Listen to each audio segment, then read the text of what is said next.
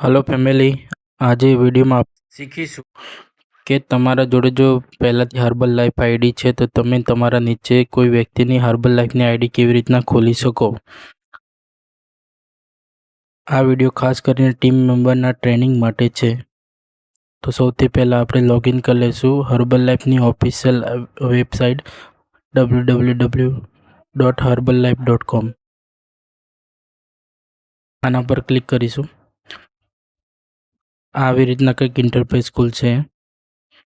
तो આપણે નવી આઈડી બનાવવાની હોય તો આપણે સાઇન ઇન નથી કરવાનું, સાઇન અપ કરવાનું। તો સાઇન અપ કરી લેશું। આવી રીતનાનું ઇન્ટરફેસ આવે એના પછી તમે આઈડી જ્યારે ખોલો છો તો આઈડી ખોલતા પહેલાં તમારે એ માણસની ઈમેલ એડ્રેસ, મોબાઈલ નંબર, એનો એક ગવર્મેન્ટ આઈડી મંગાવીને રાખવાનું છે, જેથી તમે આઈડી ખોલવા બેસો ત્યારે તમને પૂરેપૂરી માહિતી તમારા જોડે હોય। અને તમારે એક પાસવર્ડ સેટ રાખવાનો છે। આપણી કમ્યુનિટીનો પાસવર્ડ સેટ છે પહેલમાંથી આભા @00। તો આપણે ઈમેલ એડ્રેસ ફિલઅપ કરી લઈશું અને જે ઈમેલ એડ્રેસ ઉપર નાખ્યું છે એને જ નીચે નાખવાનું છે ફરીથી કન્ફર્મ ઈમેલ એડ્રેસ। આપણે એક પાસવર્ડ સેટ કરેલો છે, પાસવર્ડ સેટ કરેલો છે આભા @00 ને નીચે આ આઈ એમ નોટ રાઉડ ઉપર આપણે ક્લિક કરી લઈશું। ચેક ઇન થઈ જાય એના પછી ડાયરેક્ટ આપણે અને આ જ બધા આઇકોન ગ્રીન થવા બહુ જરૂરી છે, જેમ કે જે બી ડિટેલ્સ આપણે ભરી છે એ એક્સેપ્ટેબલ છે। અહીંયાથી આપણે ક્રિએટ અકાઉન્ટ કરી લઈશું એટલે આગળનો પેજ ખુલશે। આગળનો પેજ આ રીતનાનું ખુલશે। તો એમાં બે ઓપ્શન છે, પ્રિફર એઝ કસ્ટમર અને અકાઉન્ટ એસોસિએટ। આપણે ડાયરેક્ટ કોઈને એસોસિએટ બનાવવું હોય તો તમે આ ઓપ્શન સિલેક્ટ કરી શકો છો, પણ એ આખી અલગ પ્રોસેસ છે। આપણે હાલ અત્યારે પ્રિફર કસ્ટમર મતલબ કે આપણા નીચે આઈડી ઓપન કરવાની છે, તો આપણે આ ઓપ્શન સિલેક્ટ કરશું પ્રિફર કસ્ટમર। તો આના પર ક્લિક કરીશું।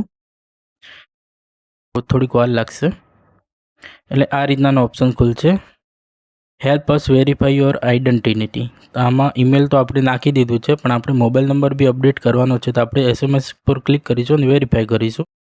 આ રીતનાનું આ ઇન્ટરફેસ આવશે, જેમાં ઉપર મેક શ્યોર કે તમે ઉપર ઇન્ડિયા સિલેક્ટ કરેલું હોય। આમ મોસ્ટલી ટાઈમ ઇન્ડિયા સિલેક્ટ જ હોય છે, પણ જોઈ લેવાનું। પછી નીચે આપણે મોબાઈલ નંબર ટાઈપ કરી લઈશું। એ મોબાઈલ નંબર ઉપર ઓટીપી ઓલરેડી જશે, તો જે વ્યક્તિનો આપણે નંબર નાખીએ છીએ એ વ્યક્તિને ઓલરેડી આપણે કહીને રાખવાનું છે, કેમ કે જો 4 મિનિટનો ટાઈમ આવે, 4 મિનિટમાં એ નંબર આપણે જોઈએ।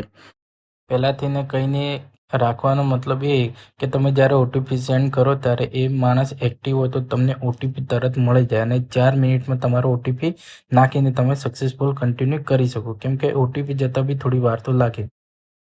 કન્ટિન્યુ કર્યા પછી યોર ઇન્ફોર્મેશન અહીંયા લખેલું છે, have been involve any herbal life nutrition distributor activity. તો પહેલાં તમે હર્બલ લાઈફ કરેલું છે આવી રીતનાનું પૂછે તો આપણે સિમ્પલી નો કરી લેવાનું છે। અને નીચે લખેલું છે, પ્લીઝ એન્ટર યોર ઇન્ટ્રોડ્યુસર ડિટેલ્સ બિલો। તો અહીંયા સ્પોન્સર આઈડી તમારે યાદ રાખવાની છે। જે વ્યક્તિને ખોલો છો ને એની તો સ્પોન્સર આઈડી હોય નહીં, તો તમારે નીચે આઈડી ખોલવાની છે, તમે સ્પોન્સર તમે કહો તો તમારી સ્પોન્સર આઈડી અહીંયા ટાઈપ કરવાની છે।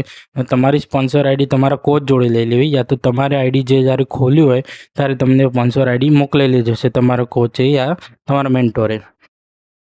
તો અહીંયા આપણે સ્પોન્સર આઈડી મતલબ W1C ટાઈપ કરી લીધો। પછી તમારા નામનું લાસ્ટ જે નામ હોય એના પહેલાંના 3 ડિજિટ, જેમ કે મારું પૂરું નામ છે કટારા નિલેશ કુમાર અમૃતલાલ, તો મારું પપ્પાનું નામ અમૃતલાલ લાસ્ટ થયું તો AMU થયું ને।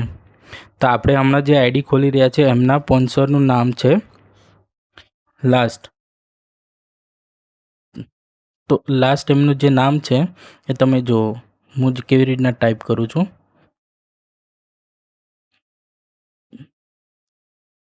GAM મેં ટાઈપ કર્યું, સિમ્પલી મેં નીચે ક્લિક કર્યું તો એમનું પૂરું નામ આવી ગયું, જેથી મેં કન્ફર્મ કરી લીધું કે હા પૂરું નામ આવ્યું છે મોનિકાબેન પૂનાજી ગામેતી, તો કન્ફર્મ છે। એ નીચેથી આપણે બાકીની ડિટેલ્સ ફિલઅપ કરશું, જેમ કે ફર્સ્ટ નેમ, મિડલ નેમ અને લાસ્ટ નેમ। ફર્સ્ટ નેમમાં આપણે જે ગવર્મેન્ટ આઈડી હોય એમની જે વ્યક્તિની આઈડી ખોલતા હોય એમની ગવર્મેન્ટ આઈડી હોય ને આધાર કાર્ડમાં એ હિસાબથી આપણે અહીંયા નામ ટાઈપ કરીશું. અને મોસ્ટલી તમારે પાન કાર્ડ યા આધાર કાર્ડ જ પ્રિફર કરવાનું છે. પાન કાર્ડ ને આધાર કાર્ડમાં અલગ અલગ નામ હોય તો તમારે આધાર કાર્ડમાંથી પાન કાર્ડનું નામ નાખવાનું, યા તો બંનેમાં સેમ નામ હોય તો આધાર કાર્ડનું નામ નાખી દેવાનું. આધાર કાર્ડનું નામ જેવી રીતના અમને ટાઈપ કરેલું છે એવી રીતના ટાઈપ કરી લઈશું. તો ટાઈપ કર્યા પછી આપણે નીચે ડેટ ઓફ બર્થ સિલેક્ટ કરી લઈશું.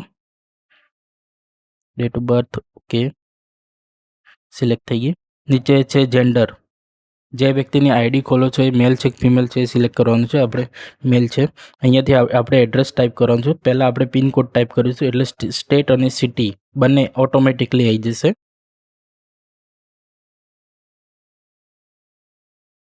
રેસિડેન્શિયલ હમ તો હાલ રહો છો ત્યાંનું નાખવું જરૂરી નથી, એડ્રેસમાં જે હોય છે એ જ નાખવાનું છે. જેમ કે આધાર કાર્ડમાંથી એડ્રેસ નાખ્યું તો આધાર કાર્ડમાંથી જ નાખવાનું.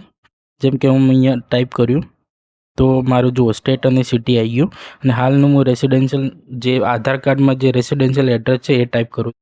એ ટાઈપ કર્યા પછી અને અહીંયા તમારે યાદ રાખવાનું છે કે અહીંયા પૂરું એડ્રેસ નહીં આવે, તો 2 કોલમમાં તમારે અડધું એડ્રેસ કમ્પ્લીટલી નાખવાનું છે. કેમ કે આ એસોસિએટ કરવાનું થાય ને ત્યારે FSSA આપણે લાઇસન્સ અપલોડ કર્યું છે ત્યારે મેચ થવું જોઈએ આધાર કાર્ડના હિસાબથી. તો આપણે 2 બોક્સમાં ટાઈપ કરી લઈશું સરખું address.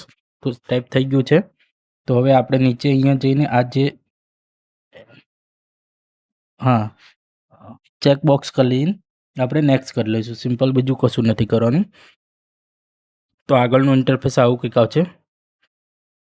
Prefer customer application and agreement. તો અહીંયા કશું નથી કરવાનું, છેલ્લે જવાનું છે. છેલ્લે જઈને આપણે અહીંયા લખેલું છે I agree two terms legion above. તો ચેક બોક્સ કરીને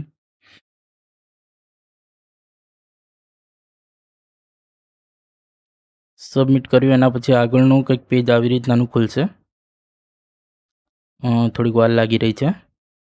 ઓકે, તો તમારું આઈડી સક્સેસફુલી ઓપન થઈ ગયું છે. તમારું જો WNC નંબર આવી ગયો. જ્યારે આમના નીચે કોઈ કસ્ટમરની આઈડી ખોલવાની થશે ત્યારે આ WNC નંબર એમના નાખવાના થશે. કેમ કે આમના નીચે આઈડી ખોલશે તો આ એમના સ્પોન્સર થયા. ઠીક છે. આ જે પેજ છે યા તો તમે સ્ક્રીનશોટ પાડીને રાખી શકો છો, યા તો નીચે ડાયરેક્ટલી ઓપ્શન છે પ્રિન્ટનો, તમે PDF સેવ કરીને તમારા મોબાઈલમાં યા લેપટોપમાં રાખી શકો.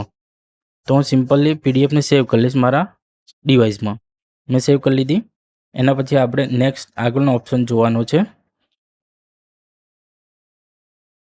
Log in to my herbal life.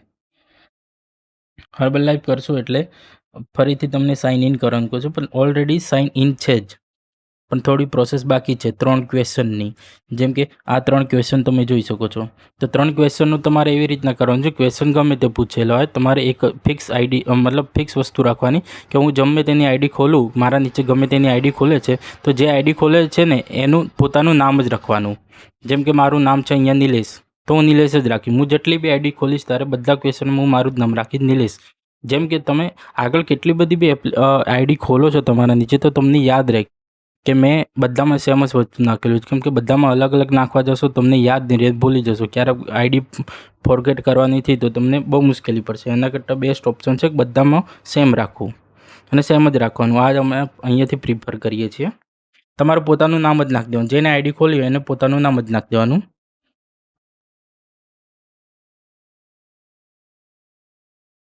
તો અહીંયા આપણે આઈડી સક્સેસફુલી લોગિન થઈ ગઈ, બરાબર. તો અહીંયા તમે જોઈ શકો છો લોગિન કર્યા પછી હર્બલ લાઈફનું આ રીતના કોઈ ઇન્ટરફેસ આવે છે. તો અહીંયાથી આપણે જુઓ